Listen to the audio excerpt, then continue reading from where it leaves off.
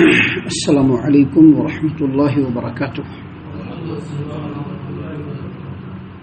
اعوذ باللہ السمیع العلیم من الشیطان الرجیم من همزه ونفخه ونفثه. بسم اللہ الرحمن الرحیم. ان الذين يتلون كتاب الله واقاموا الصلاة وانفقوا مما رزقناهم سرا وعلانية يرجون تجارة لن تبور ليوفيهم أجورهم ويزيدهم من فضله إنه غفور شكور. والذي أوحينا إليك من الكتاب هو الحق مصدقا لما بين يديه إن الله بعباده لخبير بصير. جو لوگ اللہ تبارک و تعالیٰ کی کتاب کی تلاوت کرتے ہیں، نماز قائم کرتے ہیں، اور جو کچھ ہم نے انہیں دے رکھا ہے ان میں سے چھپ کر اور علی الاعلان خرچ کرتے ہیں، وہ ایسی تجارت کے امیدوار ہیں جس میں کبھی نقصان اور خسارہ نہ ہوگا، تاکہ ایسے لوگوں کو اللہ تعالیٰ ان کا پورا اجر دے، اپنی مہربانی سے کچھ زیادہ بھی دے. بلا شبہ وہ معاف کرنے والا اور قدردان ہے. اے نبی صلی اللہ علیہ وسلم، جو کتاب ہم نے آپ کی طرف وحی کی ہے وہی حق ہے. جو اپنے سے پہلی کتابوں کی تصدیق کرتی ہے، بلا شبہ اللہ تعالیٰ اپنے بندوں سے باخبر ہے اور انہیں دیکھنے والا ہے. محترم سامعین کرام، سورہ فاطر سورہ نمبر 35 اور اسی سورت سے آیت نمبر 29، 30، 31 یعنی 29، 30، 31 یہ تین آیات ابھی آپ کے سامنے تلاوت کی گئی. بفضل اللہ، بعون اللہ، بتوفیق اللہ، تینوں آیتوں کا ترجمہ بھی آپ تمام کی خدمت میں پیش کیا گیا. سامعین کرام، اللہ تبارک و تعالیٰ نے فرمایا کہ ان الذین یتلون کتاب اللہ، بے شک وہ لوگ جو کتاب اللہ کی تلاوت کرتے ہیں، بے شک وہ لوگ جو کتاب اللہ کی تلاوت کرتے ہیں، وہ اقاموا الصلاۃ اور نمازوں کو قائم کرتے ہیں، وانفقوا مما رزقناہم سرا وعلانیہ اور جو کچھ ہم نے انہیں دے رکھا ہے ان میں سے چھپ کر کے اور علی الاعلان اللہ کے راستے میں خرچ کرتے ہیں. یہی وہ لوگ ہیں جو ایسی تجارت کے امیدوار ہیں جس میں کبھی بھی نقصان نہیں ہوگا. سامعین کرام، سب سے پہلے یہاں پر یہ بات سمجھ لیجئے کہ اللہ تبارک و تعالیٰ نے ان لوگوں کا ذکر کیا ہے جو کتاب اللہ کی تلاوت کرتے ہیں. اور کتاب اللہ کی جو تلاوت ہوتی ہے وہ زبان اور آواز دونوں ہونا ہے. کتاب اللہ کی جو تلاوت ہے اس میں زبان ہلنا بھی ہے اور آواز نکلنا بھی ہے. اس کو کہتے ہیں تلاوت. آپ قرآن کریم میں جہاں بھی پڑھیں گے، اللہ کی کتاب کا جہاں پر پڑھنے کا ذکر آیا وہاں پر دو طرح سے ہے. ایک اللہ کی کتاب کے آیات کی تلاوت کرنا، اور دوسرا اس میں غور و فکر اور تدبر کرنا. تو جب غور و فکر اور تدبر آدمی کرتا ہے تو اس کے معنی اور مفہوم پر غور کرتا ہے، اس میں آواز نہیں نکلتی ہے. لیکن جب انسان تلاوت کرتا ہے تو تلاوت کرتے وقت اس کی زبان ہلتی بھی ہے اور اس کی آواز بھی نکلتی ہے. اسی کو تلاوت کہتے ہیں. تو یہ جو تلاوت ہے یہ بہت اہم ترین چیز ہے. اللہ تبارک و تعالیٰ نے قرآن کریم کی تلاوت پر ایک حرف پڑھنے پر 10 نیکیوں کا جو اجر لکھا ہے وہ یہی تلاوت قرآن کریم. تو سب سے پہلے اللہ تبارک و تعالیٰ نے فرمایا ان الذین یتلون کتاب اللہ، بے شک وہ لوگ جو اللہ تبارک و تعالیٰ کی کتاب کی تلاوت کرتے ہیں، یعنی جب پڑھنا ہو تو قرآن کریم کی تلاوت بھی کرتے ہیں اور اس پر غور و فکر اور تدبر بھی کرتے ہیں. اور پھر اللہ نے فرمایا وہ اقاموا الصلاۃ اور جو نمازوں کو قائم کرتے ہیں. تو یہاں پر یہ بھی سمجھ لیجئے کہ نماز پڑھنا اور نماز قائم کرنے میں بہت فرق ہے. اور قرآن کریم اور احادیث مبارکہ میں آپ جہاں پر بھی دیکھیں گے نماز کو پڑھنے کا ذکر نہیں آیا ہے بلکہ نماز کو قائم کرنے کا ذکر آیا ہے. اور نماز کو قائم کب کیا جاتا ہے؟ جب اللہ تبارک و تعالیٰ کی جو مسجد ہوتی ہے اس میں آدمی آ کر نمازیوں کے ساتھ مل کر کے نماز پڑھتا ہے، اس کو کہتے ہیں نماز کو قائم کرنا. اور نماز کو قائم کرنا تکبیر تحریمہ سے لے کر کے لاش تک ہوتا ہے. تو اللہ تبارک و تعالیٰ نے دوسری صفت بتلائی کہ وہ لوگ جو نمازوں کو قائم کرتے ہیں وَأَنفَقُوا مِمَّا رَزَقْنَاهُمْ سِرًّا وَعَلَانِيَةً اور جو کچھ اللہ تبارک و تعالیٰ نے انہیں دے رکھا ہے اس میں سے خرچ کرتے ہیں، چھپ کر کے بھی اور اعلانیہ طور پر بھی. اللہ نے جو کچھ دے رکھا ہے، اللہ مال بھی دے رکھا ہے، اللہ نے صحت بھی دے رکھا ہے، اللہ نے علم بھی دے رکھا ہے، اس میں سے اللہ کے راستے میں خرچ کرنا، چھپ کر کے بھی خرچ کرنا، لوگوں کے سامنے علی الاعلان بھی خرچ کرنا. اللہ نے فرمایا کہ جو لوگ ان صفات سے متصف ہوئے یرجون تجارت لن تبور، وہ ایسی تجارت کے امیدوار ہیں جس میں کبھی بھی نقصان نہیں ہوگا. ابھی دیکھیں دنیا میں آدمی بزنس کرتا ہے، کاروبار کرتا ہے، تو جیسے ہی بزنس و کاروبار کا اسٹارٹ اپ کرتا ہے فوری طور پر اس کی توجہ اس کی طرف صرف ہو جاتی ہے. وہ اس کے اوپر کانسنٹریٹ کرتا ہے، اس کے پیچھے وقت دیتا ہے، اس کے بارے میں غور کرتا ہے، اس کے بارے میں محنت و مشقت بھی کرتا ہے، اور جو تجارت کرتا ہے اس میں اس کے لیے اس کے دل میں اخلاص بھی ہوتا ہے، لیکن اس کے باوجود دنیاوی جو تجارت ہوتی ہے اس میں نقصان کا اندیشہ ہوتا ہے کہ نہیں ہوتا ہے؟ فائدہ بھی ہو سکتا ہے اور نقصان بھی ہو سکتا ہے. لیکن اللہ کے مخلص بندے جو اللہ کے ساتھ تجارت کرتے ہیں، ان عملوں کو انجام دے کے اس میں کبھی بھی نقصان نہیں ہوگا. اللہ کے جو بندے اللہ تبارک و تعالیٰ کے لیے مخلص ہو کر کے ان اعمال کو انجام دیں گے، وہ ایسی تجارت کر رہے ہیں اللہ عز و جل سے جس میں ان کو کبھی بھی نقصان نہیں ہوگا. ان چیزوں کا فائدہ اس کو ملنا ہے تو ملنا ہے. اللہ نے اسی لیے کہا کہ تجارت لن تبور، وہ ایسی تجارت کے امیدوار ہیں جس میں کبھی بھی نقصان اور خسارہ نہیں ہو سکتا ہے. سامعین کرام، اس کے بعد اللہ تبارک و تعالیٰ نے مزید فرمایا ایسا اس لیے ہے لیوفیہم اجورہم ویزیدہم من فضلہ انہ غفور شکور. ایسا اس لیے ہے کہ اللہ تعالیٰ ان لوگوں کو پورا پورا اجر دے اور اپنی مہربانی سے کچھ زیادہ بھی دے، اور بلا شبہ وہ معاف کرنے والا بھی ہے اور بڑا ہی قدردان ہے. قدردان سمجھتے ہیں نا؟ قدردان کا مطلب ہے کہ جو خیر ہے، جو اچھائی ہے، جس کے پیچھے کسی کی محنت ہے، اس کی قدر کرنا، اس کو کہتے ہیں قدردانی. اللہ تبارک و تعالیٰ دنیا کے لوگوں کی طرح سے تنگ ظرف اور کم ظرف نہیں ہے کہ اگر کوئی ملازم اس کے ساتھ کام کر رہا ہے تو اس کے اچھے کام کی قدردانی کے بجائے اس میں نقصہ نکالے، نقطہ بازی کرے، اس کے پیچھے پڑے، اس کے تعلق سے اول فول بکے. یہ دنیا کے لوگوں کا کام ہے. یہ اللہ تبارک و تعالیٰ بڑا ہی عالی ظرف ہے.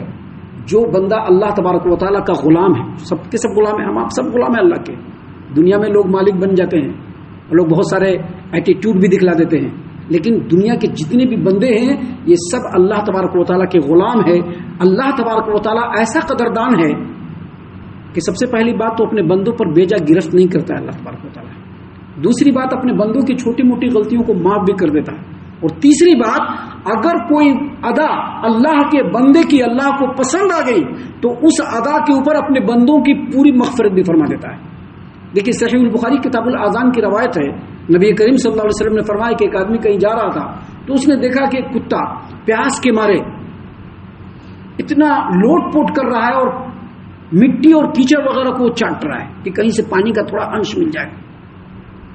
اس آدمی نے دیکھا، اس نے اپنا موزہ اتارا اور موزہ اتار کر کے پانی بھر کر کے اس کو سیر ہو کر کے پلایا. تو نبی کریم صلی اللہ علیہ وسلم نے فرمایا کہ اللہ تعالیٰ نے اس کی اس ادا کو پسند کیا اور اس کو معاف کر کے اس کو جنت عطا فرما دیا. یہ اللہ تبارک و تعالیٰ کی قدردانی ہے. اور ایک اور روایت ہے صحیح البخاری کتاب الاذان کی، نبی کریم صلی اللہ علیہ وسلم نے فرمایا کہ ایک آدمی کہیں جا رہا تھا، راستے میں کانٹا پڑا ہوا تھا. اس آدمی نے اس کانٹے کو راستے سے سائڈ لگا دیا. اللہ تبارک و تعالیٰ نے اس کی اس ادا کو پسند کیا، اتنا پسند آیا کہ اللہ نے اس کی مغفرت فرما کر کے اس کو جنت دے دیا. تو اللہ تبارک و تعالیٰ بڑا قدردان ہے. اسی لیے اللہ نے فرمایا کہ جو بندے ان اوصاف کے حاملین ہیں، اللہ تبارک و تعالیٰ ان کے اس عمل کے بدلے میں اللہ اس کو پورا پورا اجر عطا فرما دے گا اور اپنی مہربانی سے اس کے گناہ کو معاف فرما دے گا. اور اللہ تعالیٰ گناہوں کو معاف کرنے والا اور قدردان بھی ہے.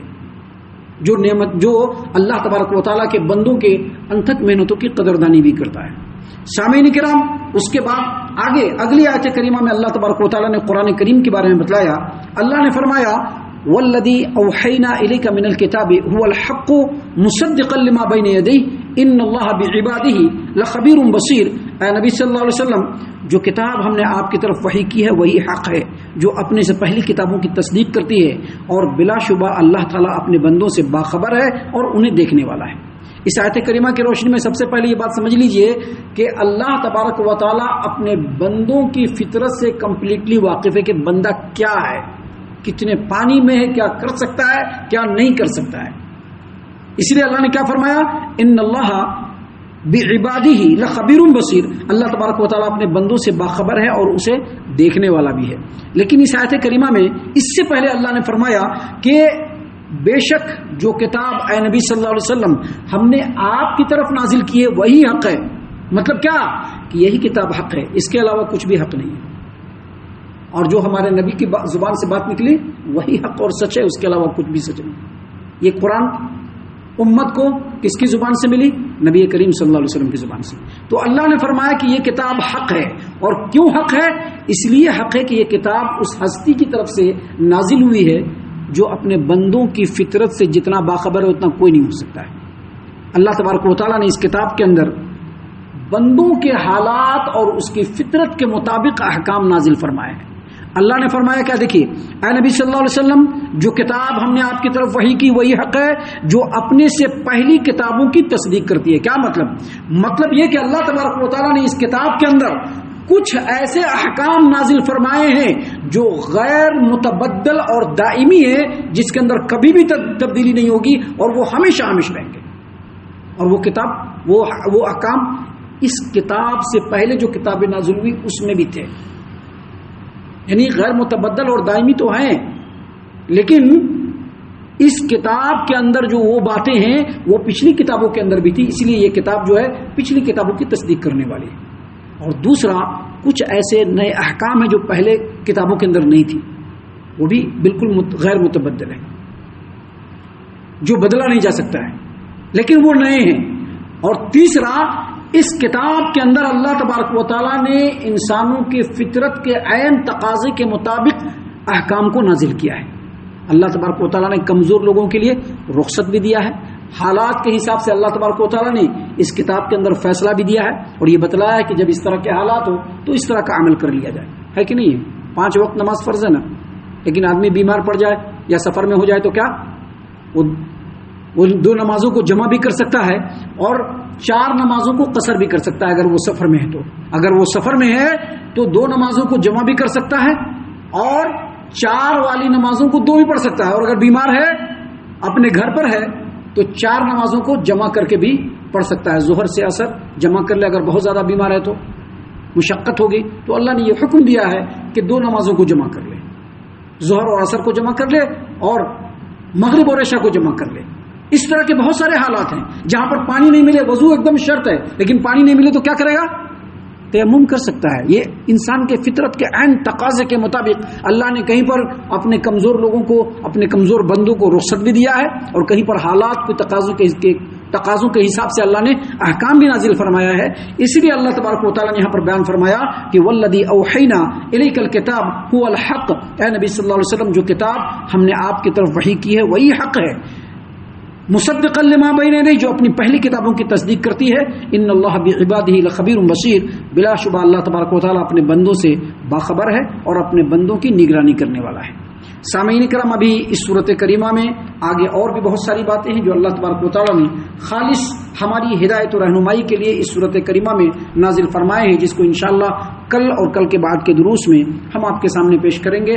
ہم اللہ سے دعا کرتے ہیں کہ اللہ تعالیٰ ہم تمام کو ان باتوں کے اوپر خوب غور و فکر اور تدبر کرنے کے ساتھ ساتھ ان باتوں پر عمل کرنے کی بھی توفیق عنایت فرمائے، آمین۔ اللہ تعالیٰ ہم تمام کو صحیح معنوں میں پکا سچا مومن مسلمان بنائے، اللہ اور اس کے رسول صلی اللہ علیہ وسلم کی اطاعت و فرما برداری کرنے والا بنائے، صحابہ کرام رضی اللہ عنہم کے طریقے پر چلنے والا بنائے، جنت الفردوس میں جگہ عطا فرمائے۔ اے اللہ ہم تمام کو جہنم سے پناہ دے، اے رب العالمین ہم تمام کو جہنم سے پناہ دے، اے مالک الملک ہم تمام کو جہنم سے پناہ دے، آمین یا رب العالمین۔ وما علینا الا البلاغ المبین۔ تبارك الذي نزل الفرقان على عبده ليكون للعالمين نذيرا